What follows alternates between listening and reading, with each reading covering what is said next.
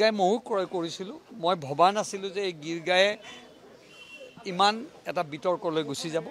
আজি 2 বছৰ আমি MLA হোৱাৰ এবছৰ পিছতে গীৰ গাই আমি 2টা ক্ৰয় কৰিছিলোঁ আৰু সম্পূৰ্ণ নীতি আৰু নিয়মেৰে অসম চৰকাৰৰ প্ৰায় 90,000 নে 89,000 ৰুপিজত এটা গীৰ গাই কিনিছিলোঁ। আৰু মই যিহেতু মোৰ ঘৰ কমলপুৰত, মোৰ পিতৃৰ ঘৰ এটা আছে তাতে, আৰু 2টা গীৰ গাই ময়ো লৈছিলোঁ। এইটো সঁচা কথা, তাত কোনো দ্বিমত নাই।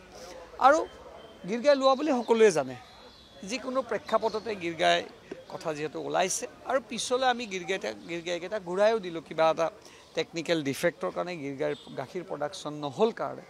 কিন্তু এতিয়া দেখিছোঁ এই গীৰ গায়ে বহুত একদম শিৰোনামা দখল কৰিছে। গৰু চোৰ নামেৰে নামকৰণ পাইছোঁ। যি নহওক, আপোনালোকে উলিয়াইছে। মই এটাই কথা কৈছোঁ যে এইটোলৈ আৰু বহুত বিতৰ্ক কৰিব নালাগে। যদি আমি গীৰ গাই আমি নিয়ম নীতিৰ মাজেৰে লৈছোঁ, আৰু ইয়াত অকল বিধায়কে লোৱা নাই, কিছু ব্যৱসায় কৰা মানুহ ল'ব পাৰিছিল। যিকোনো প্ৰেক্ষাপটত আপোনালোকে যিহেতু গীৰ গাইৰ প্ৰসংগ ওলাইছে, আৰু মই মুকলিকৈ কথাখিনি আপোনালোকৰ আগত প্ৰকাশ কৰিছোঁ। 2022ত লৈছিলোঁ, 22ৰ আগষ্টত। মই এইটোৱে জানো যে গীৰ গাইটো আমাক নীতি নিয়মেৰে দিছে, কাৰণ আমি পইচাটো চৰকাৰক সেই যি আমাৰ চেয়াৰমেন আমাৰ পদ্ম হাজৰিকা ডাঙৰীয়াৰ লগত কথা পাতি নীতি নিয়মেৰে তেখেতসকলে কৰিছে, আৰু এইটো অফিচিয়েল লৈছে। ৰেলৱে ষ্টেচনৰ পৰা আনিব লাগিব, কাৰণ ৰেলৱে ষ্টেচনতে গীৰ গাইবিলাক নমাইছে, কাৰণ গুজৰাটৰ পৰা আহিছিল। সেইটো মই নাজানো। মই মুঠতে 89,000 দি কিনিছোঁ, মই এইখিনিয়ে জানো। আৰু যদি কিবা আছে অসম চৰকাৰে, আপোনালোকে পদ্ম হাজৰিকাক সুধিলে গোটেই কথাখিনি বুজি পাব।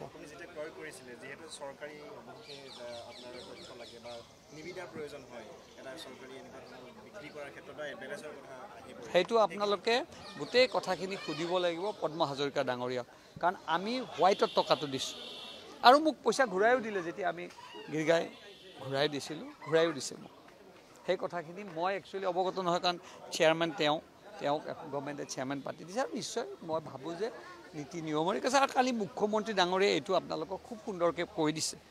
আপোনালোকেও বিচাৰিলে ল'ব পাৰিলে হয় কিজানি, মই নাজানো। গীৰ গাই ময়ো ক্ৰয় কৰিছিলোঁ। মই ভবা নাছিলোঁ যে এই গীৰ গায়ে ইমান এটা বিতৰ্কলৈ গুচি যাব।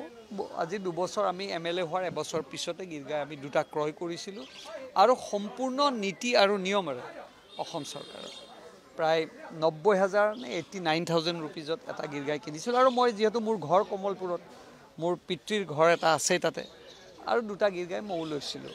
এইটো সঁচা কথা, তাত কোনো দ্বিমত নাই। আৰু গীৰ গাই লোৱা বুলি সকলোৱে জানে। যিকোনো প্ৰেক্ষাপটতে গীৰ গাই কথা যিহেতু ওলাইছে, আৰু পিছলৈ আমি গীৰ গাইকেইটা ঘূৰাইও দিলোঁ কিবা এটা টেকনিকেল ডিফেক্টৰ কাৰণে, গীৰ গাইৰ গাখীৰ প্ৰডাকশ্যন নহ'ল কাৰণে। কিন্তু এতিয়া দেখিছোঁ এই গীৰ গায়ে বহুত একদম শিৰোনামা দখল কৰিছে।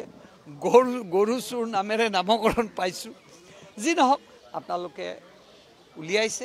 মই এটাই কথা কৈছোঁ যে এইটোলৈ আৰু বহুত বিতৰ্ক কৰিব নালাগে। যদি আমি গীৰ গাই আমি নিয়ম নীতিৰ মাজেৰে লৈছোঁ, আৰু ইয়াত অকল বিধায়কে লোৱা নাই, কিছু ব্যৱসায় কৰা মানুহ ল'ব পাৰিছিল। যিকোনো প্ৰেক্ষাপটত আপোনালোকে যিহেতু গীৰ গাইৰ প্ৰসংগ ওলাইছে, আৰু মই মুকলিকৈ কথাখিনি আপোনালোকৰ আগত প্ৰকাশ কৰিছোঁ। 2022ত লৈছিলোঁ, 22ৰ আগষ্টত। মই এইটোৱে জানো যে গীৰ গাইটো আমাক নীতি নিয়মেৰে দিছে, কাৰণ আমি পইচাটো চৰকাৰক সেই যি আমাৰ চেয়াৰমেন আমাৰ পদ্ম হাজৰিকা ডাঙৰীয়াৰ লগত কথা পাতি নীতি নিয়মেৰে তেখেতসকলে কৰিছে, আৰু এইটো অফিচিয়েল লৈছে। ৰেলৱে ষ্টেচনৰ পৰা আনিব লাগিব, কাৰণ ৰেলৱে ষ্টেচনতে গীৰ গাইবিলাক নমাইছে, কাৰণ গুজৰাটৰ পৰা আহিছিল। সেইটো মই নাজানো। মই মুঠতে 89,000 দি কিনিছোঁ, মই এইখিনিয়ে জানো। আৰু যদি কিবা আছে অসম চৰকাৰে, আপোনালোকে পদ্ম হাজৰিকাক সুধিলে গোটেই কথাখিনি বুজি পাব।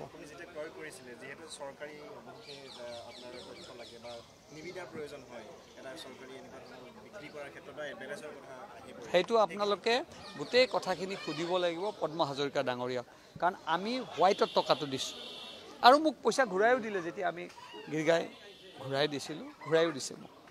সেই কথাখিনি মই একচুৱেলি অৱগত নহয়, কাৰণ চেয়াৰমেন তেওঁক গভৰ্ণমেণ্টে চেয়াৰমেন পাতি দিছে। আৰু নিশ্চয় মই ভাবোঁ যে নীতি নিয়মেৰে কৈছে। আৰু কালি মুখ্যমন্ত্ৰী ডাঙৰীয়াই এইটো আপোনালোকক খুব সুন্দৰকৈ কৈ দিছে। আপোনালোকেও বিচাৰিলে ল'ব পাৰিলে হয় কিজানি, মই নাজানো।